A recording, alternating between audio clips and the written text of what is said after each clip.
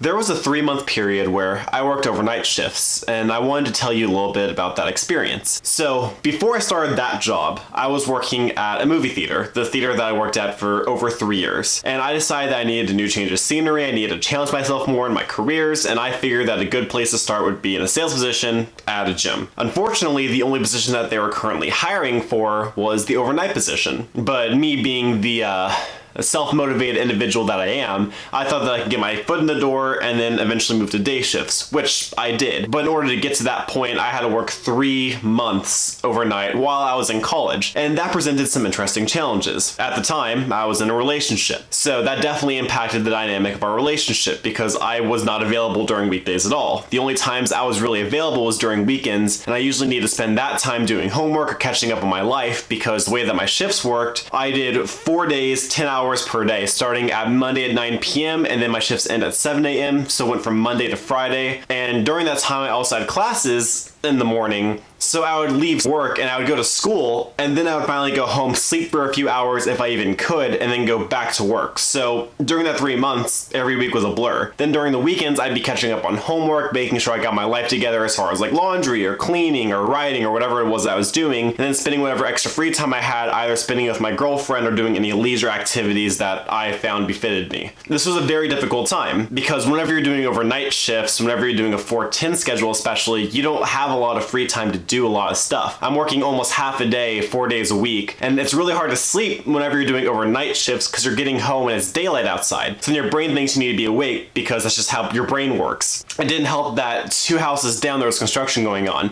and as soon as I pulled into my parking lot, they would start like hammering away and drilling, and it was impossible to relax or go to sleep, and the sun's shining in my eyes even with dark out curtains, and stuff's going on in the household, my mom and stepdad are moving around, just could not sleep. I would get maybe 3 hours, wake up, take another 3 hours to try to finally fall back asleep, get a few more hours and go to work exhausted. I hadn't had caffeine for over a year before I started the night position, but after about a month and a half, 2 months into it, I had a break and I had to start using caffeine because I just couldn't deal with the difference in schedule. They say that after a while doing overnight shifts, your body has the ability to maybe adapt. Unfortunately, I either didn't do it long enough or my body wasn't capable of adapting because I just couldn't do it. So for those of you who are thinking about doing overnight shift, you have to weigh the pros and cons. If you don't have a relationship or you don't have a lot of social responsibilities, maybe it's for you. If you're more of a loner type and you're more of a night owl, maybe that's the kind of job you'd be interested in. But you should know that you need to be in an area that doesn't have a whole lot of outside noises like, stuff going on outside, like, I don't know, lawnmowers or construction,